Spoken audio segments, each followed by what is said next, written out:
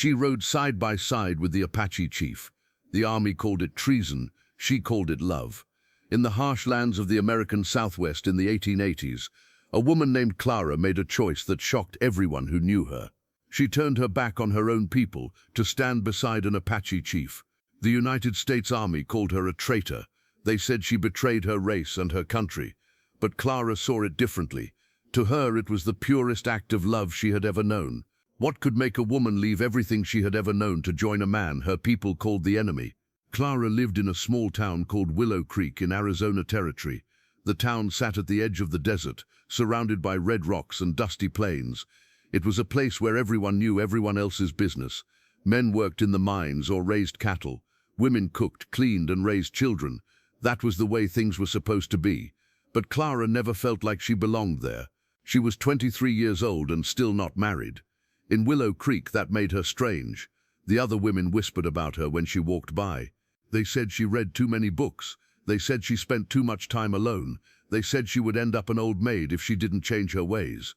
Clara's father ran the general store. He was a quiet man who had raised Clara alone after her mother died when Clara was just 5 years old. He loved his daughter, but he didn't understand her. He wanted her to marry the banker's son, a nice young man named Thomas, who had been courting her for 2 years. Thomas was polite and had good prospects. Any other woman in town would have been happy to have him. But Clara felt nothing when she looked at Thomas. She felt nothing when she looked at any of the young men in town. They all seemed the same to her. They talked about the same things. They thought the same thoughts. They wanted wives who would be quiet and obedient. Clara knew she could never be that kind of wife. Far from Willow Creek, in the mountains to the north, lived a band of Apache people led by a chief named Kael. He was 30 years old and had been leading his people for 5 years, ever since his father died in a battle with the army. Kael was not like the wild savage the newspapers described. He was intelligent and thoughtful. He spoke 3 languages, including English, which he had learned from a missionary as a child. Kael's people were struggling. The army kept pushing them off their land. White settlers kept moving closer to their territory. Food was becoming harder to find. Some of the younger warriors wanted to fight back with violence. But Kael knew that war with the army would only bring death to his people. He was trying to find another way. One day in late spring, Clara joined a wagon train heading to another town to visit her aunt. The journey should have taken 3 days. But on the second day, a terrible storm hit. The sky turned black. Lightning crashed all around them. The horses panicked and ran in different directions. In the chaos, Clara's wagon overturned. She was thrown into a ravine and hit her head on a rock. When she woke up, the wagon train was gone. She was alone in the wilderness with a throbbing head and a twisted ankle. Clara tried to walk, but her ankle couldn't bear her weight. She had no food and only a little water. The sun beat down on her during the day. At night, she heard coyotes howling in the distance. She thought she was going to die. On the 3rd day, when Clara was weak from hunger and thirst, she saw riders approaching. Her heart filled with hope, then quickly turned to fear. These were not soldiers or cowboys. They were Apache warriors. She had heard terrible stories about what the Apache did to white women. She tried to run, but her injured ankle gave out. She fell to the ground and waited for death. But death didn't come. Instead, the lead rider got off his horse and knelt beside her. He was tall and strong with long black hair and intelligent dark eyes. This was Kael, though Clara didn't know his name yet. He spoke to her in English. His voice was calm and gentle. "You are hurt," he said. "We will help you." Clara was too weak to resist. The warriors gave her water and food. They wrapped her ankle and put medicine on her head wound. Then they lifted her onto a horse and took her to their camp. The Apache camp was not what Clara expected. She had imagined a place of violence and cruelty. Instead, she found families living together in peace. Children played games while their mothers worked. Old people sat in the shade telling stories. Everyone had a job to do, and everyone helped each other. Kael's mother, an elderly woman named Ayana, took care of Clara. She didn't speak English, but her hands were gentle as she cleaned Clara's wounds and brought her soup made from roots and rabbit meat. Clara expected to be treated like a prisoner, but no one tied her up or locked her away. She was free to walk around the camp once her ankle healed. As the days passed, Clara watched the Apache people live their lives. She saw how they used every part of the animals they hunted, wasting nothing.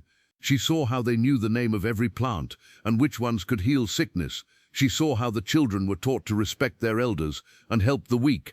Kael visited her every evening. At first they talked about simple things. He asked about her life in Willow Creek. She asked about Apache customs. But soon their conversations grew deeper. Kael told her about his struggles to keep his people safe. Clara told him about feeling trapped in a life that wasn't really hers. "Your world and my world are very different," Kael said one night as they sat by the fire.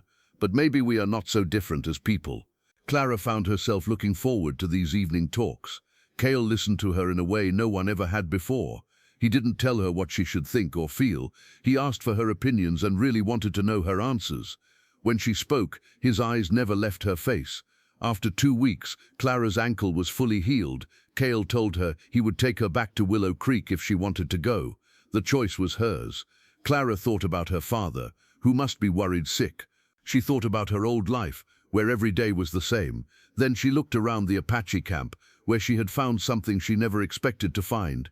She had found a place where she felt like she could breathe. "I want to stay," Clara said. Kael's eyes widened in surprise. "You know what this means? Your people will not understand. They will say we have stolen you." "Let them say what they want," Clara replied. "For the first time in my life I feel free."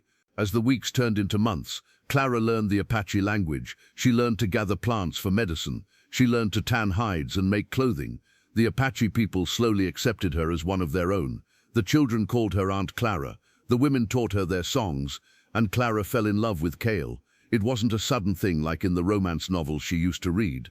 It grew slowly, like a plant reaching toward the sun. She loved his strength and his gentleness. She loved how he could be fierce in protecting his people, but tender with the children. She loved how he made her laugh with his dry sense of humor. Kael fell in love with Clara too. He admired her courage in choosing to stay. He admired how hard she worked to learn their ways. He admired her intelligence and her kind heart. When he was with her, the weight of leadership felt lighter. One night, under a sky full of stars, Kael took Clara's hand. "Among my people, when a man wants to marry a woman, he must prove he can provide for her," he said. "I have 20 horses, 5 rifles, and the respect of my people. But I have something more important. I have love for you that fills my heart. Will you be my wife?" Clara didn't need to think about her answer. "Yes," she said. "Yes, I will be your wife." They were married in the Apache way, with Kael's mother blessing their union and the whole camp celebrating with singing and dancing. Clara wore a dress made of soft deer hide decorated with beads. Kael wore his finest clothes and his chief's headdress. That night, Clara knew she had found her home, but their happiness would soon be tested. A trader who sometimes brought supplies to the Apache camp saw Clara there. When he returned to the white settlements, he spread the word that a white woman was living with the Apache. The story grew with each telling. By the time it reached the army fort, it had become a tale of kidnapping and torture. Captain James Morrison was in charge of the fort nearest to Kael's camp. He was a man who saw the world in simple terms. White people were civilized. Indians were savages. There was no in-between. When he heard about Clara, he immediately assumed she was a captive who needed rescue. "We cannot let this stand," Morrison told his men. "A white woman held by savages. We will ride out at dawn and bring her back." Morrison gathered 50 soldiers and headed for the Apache camp. They rode hard for 2 days, following the trader's directions. Morrison imagined himself as a hero, saving an innocent woman from a terrible fate. Back at the Apache camp, a scout spotted the army approaching. He rode hard to warn Kael. The chief gathered his warriors, but he knew they were outnumbered. The soldiers had better weapons. A fight would mean death for many of his people. Clara heard the news and felt her heart sink. She knew the soldiers wouldn't listen if she tried to explain. They would see what they wanted to see. They would take her by force and probably kill Kael and many others in the process. "I have to talk to them," Clara told Kael. "Maybe I can make them understand." "They will not listen," Kael said. "To them you are not capable of choosing this life. They think I have clouded your mind." "Then we'll make them listen," Clara said with determination. The soldiers surrounded the camp at dawn. Morrison rode forward with his lieutenant and an interpreter. He sat tall on his horse, his uniform spotless, his face stern. "I am Captain Morrison of the United States Army," he called out. "We have come for the white woman you are holding. Release her now, and we will leave in peace." Kael stepped forward, and beside him walked Clara. She was wearing Apache clothing, but her blonde hair and pale skin made it clear who she was. Morrison's eyes went wide with shock. "Miss, Please step away from him. Morrison said, "You're safe now. These savages can't hurt you anymore." Clara stepped closer to Kael, not away from him. She took his hand in hers and looked Morrison straight in the eye. "Captain, I am not a prisoner," she said in a clear, strong voice. "I am here by my own choice. This man is my husband. These people are my family." Morrison's face turned red with anger. "That's impossible. You've been brainwashed. No white woman would choose to live with savages." "They are not savages," Clara said. "They are people, just like you and me. They have shown me more kindness and respect than I ever found in my own world. I am not leaving." "You are making a terrible mistake," Morrison said. "You are betraying your own kind. You are betraying your country." "I am betraying no one," Clara replied. "I am simply choosing love over hate. I am choosing understanding over ignorance. I am choosing the life where I can be myself." Morrison turned to Kael. "You have corrupted her mind, savage. Release her, or we will take her by force." Kael spoke in perfect English, which surprised Morrison. "Captain, I have not corrupted anyone. Clara is a free woman who made a free choice. If you attack us to take her against her will, who then is the savage?" The two groups faced each other in tense silence. Soldiers fingered their rifles. Apache warriors gripped their weapons. One wrong move would start a bloodbath. Clara stepped between the two groups. "Captain Morrison, listen to me. I know this is hard for you to understand, but I am happy here. I am loved here. I am respected here. Please just leave us in peace." Morrison struggled with what to do. His orders were to rescue captive white women, but Clara clearly wasn't a captive. He could start a fight, but many men would die, and for what? To force a woman to leave the life she had chosen.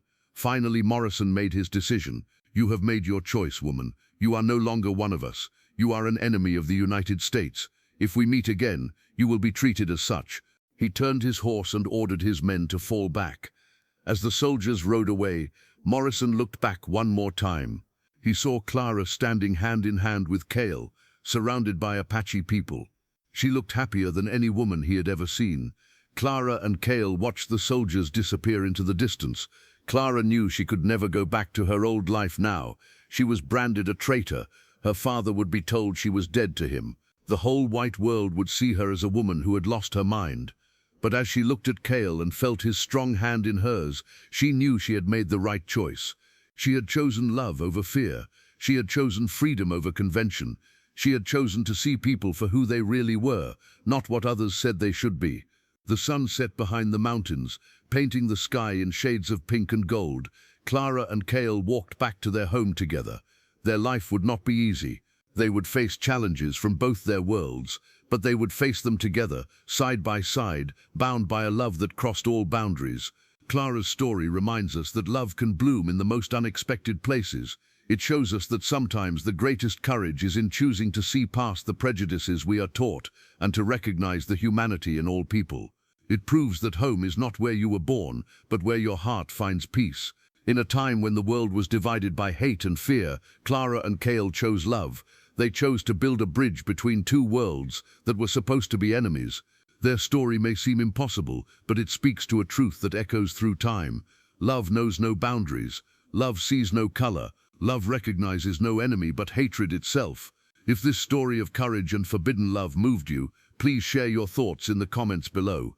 Have you ever had to choose between what others expected and what your heart knew was right? Don't forget to like this video and share it with others who might need to hear this message. Subscribe to our channel for more incredible stories from the Old West, where courage came in many forms and love conquered even the deepest divides.